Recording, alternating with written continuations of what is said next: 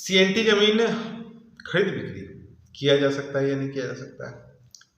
अगर कोई जमीन खतियान से है तो उस जमीन को हम खरीद बिक्री कर सकते हैं या नहीं कर सकते? और अगर कोई जमीन केवाला डीड रजिस्टर्ड डीड से है तो वैसे जमीन को हम खरीद बिक्री कर सकते हैं या नहीं कर सकते? देखिए, झारखंड में बहुत सारे लोग हैं जो जमीन खरीदना चाहते हैं और उनके पास सबसे बड़ी जो दुविधा होती है वो ये होती है कि जो जमीन हम खरीदने जा रहे हैं वो जमीन अच्छा तो है, वो सीएनटी तो नहीं है। देखिए, पहले तो एक शब्द को आप जरूर समझ लें कि सीएनटी जमीन जो हम लोग बार बार बोलते हैं, सीएनटी एक्चुअली में छोटा नागपुर काश्तकार अधिनियम है, जो कि झारखंड के ज्यादातर मतलब संथाल परगना क्षेत्र को छोड़ करके पूरे झारखंड में लागू है।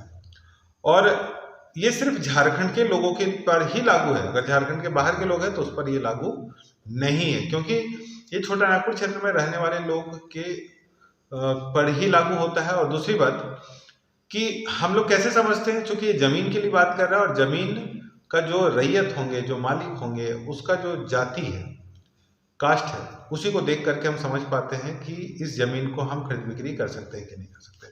तो आज इस वीडियो में हम लोग विस्तार पूर्वक चर्चा करने वाले हैं। नमस्कार, लॉ इट इज में आपका स्वागत है। मैं हूं प्रकाश रंजन और आज हम लोग इस वीडियो में चर्चा करेंगे सीएनटी जमीन के लिए। देखिए, बहुत महत्वपूर्ण है सीएनटी जमीन, खासकर झारखंड की अगर हम बात करें तो सीएनटी जमीन को ज्यादातर लोग समझना चाहते हैं। देखिए, एक चीज तो बहुत स्पष्ट है कि सीएनटी जमीन में एक जो सेक्शन है वो सेक्शन है 46, जो आपको स्पष्ट बता रहा है कि किस जमीन को खरीद सकते हैं और किसको नहीं खरीद सकते।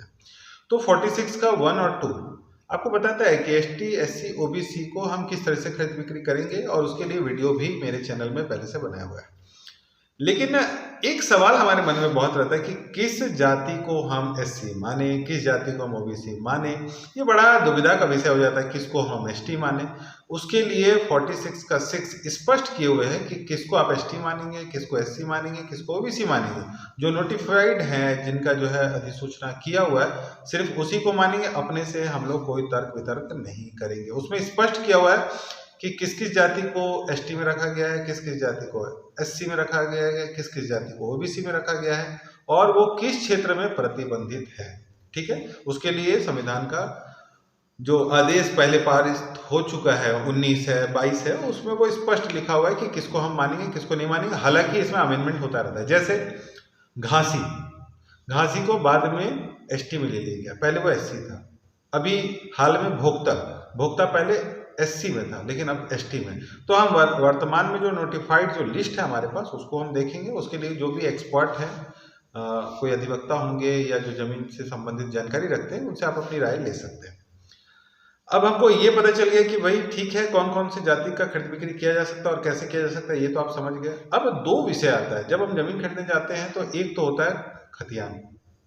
अब चूंकि यहाँ खतियान बहुत पहले बना हुआ है, ज्यादातर जगहों पे 1932 में बना हुआ है। तो 1932 में अगर कोई खतियान बना हुआ है और अगर अभी तक खरीद बिक्री नहीं हुआ है, तो जो जाति है उसमें जो सीएनटी लॉ बोलता है उसका हम पालन करेंगे। मतलब कि उनका जाति तो बदला नहीं, तो अगर अभी उस पर रोक है तो हम उसको रोक मानेंगे, उसको हम नहीं खरीदेंगे। अगर खतियान में एसटी, एससी, ओबीसी का लिस्टेड व्यक्ति का नाम है तो हम बिना परमिशन का खरीद बिक्री अगर करते हैं तो वो गैर कानूनी होगा। अब दूसरा सवाल बहुत महत्वपूर्ण होगा, वो क्या होगा? मेरे पास डीड है लेकिन वो पहले एससी थे।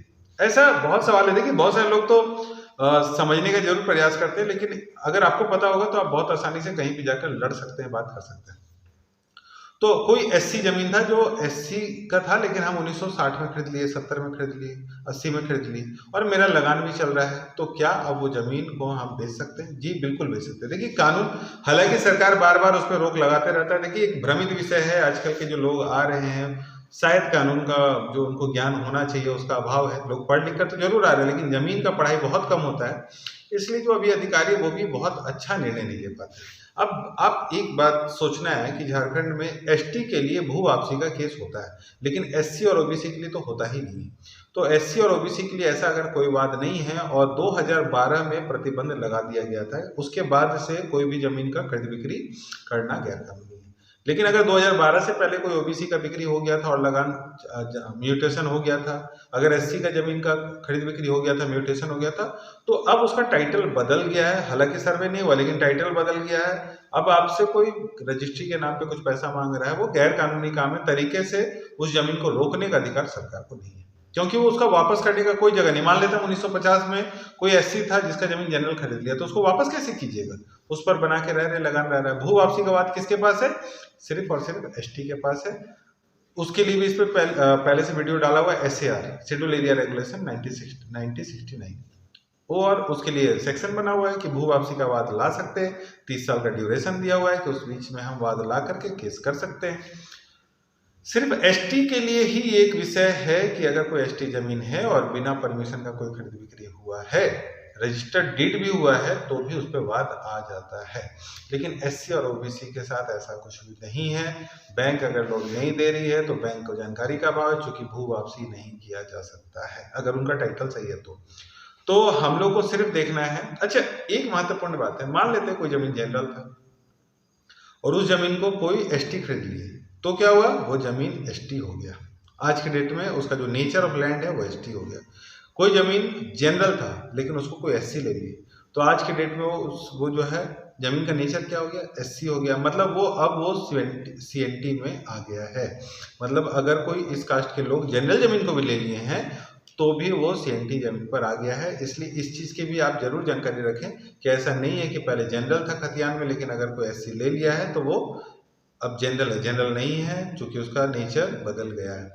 अच्छा, एक महत्वपूर्ण बात है जो आपको जरूर जानना चाहिए कि सीएनटी एक्ट जो है वो कहाँ के लोगों पे लागू है? सिर्फ छोटा नागपुर क्षेत्र में रहने वाले लोगों पर ही लागू है। मान लेते हैं कोई यूपी से आदमी आकर यहाँ पर, यूपी का एससी आके झारखंड में जमीन लिया, तो वो यहाँ का आवासीय नहीं है, उसका जाति यहाँ का नहीं है, इसलिए उस पर सीएनटी एक्ट लागू नहीं होता। कोई बिहार का व्यक्ति है तो जाति आवासीय अगर आपका बिहार का है और आप यहाँ पे खरीद बिक्री कर रहे हैं तो बिल्कुल खरीद बिक्री कर सकते हैं। आपको इस सीएनटी के तहत आपको काउंट नहीं किया जाएगा अगर कोई मतलब बेचने के क्रम में। लेकिन अगर खरीदने की बात करें तो फिर हमको सीएनटी देखना हो। मान लेते हैं हम कोई बिहार से आए हैं और झारखंड के कोई महतो कुर्मी महतो जमीन खरीदना चाहते हैं तो आप नहीं खरीद सकते हैं।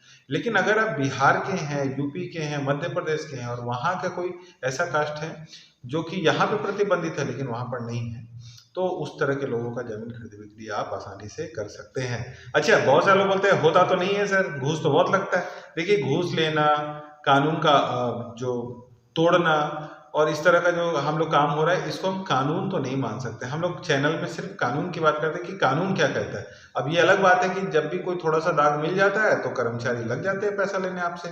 म्यूटेशन में भी देखिए, म्यूटेशन ऑनलाइन शुरू हो गया लेकिन फिर भी बिना पैसे का म्यूटेशन नहीं होता है। लेकिन हम लोग चैनल में क्या बात कर रहे हैं? सिर्फ लॉ का बात कर रहे हैं कि लॉ क्या कहता है। लॉ से हटकर हम लोग कोई भी बात नहीं कर रहे हैं। तो वीडियो आपकी जानकारी के लिए बनाया जाता है, इसलिए इसे लाइक, सब्सक्राइब, शेयर जरूर करें। अगर आपका कोई सवाल है तो कमेंट बॉक्स पर आकर सवाल जरूर पूछें। बहुत बहुत धन्यवाद।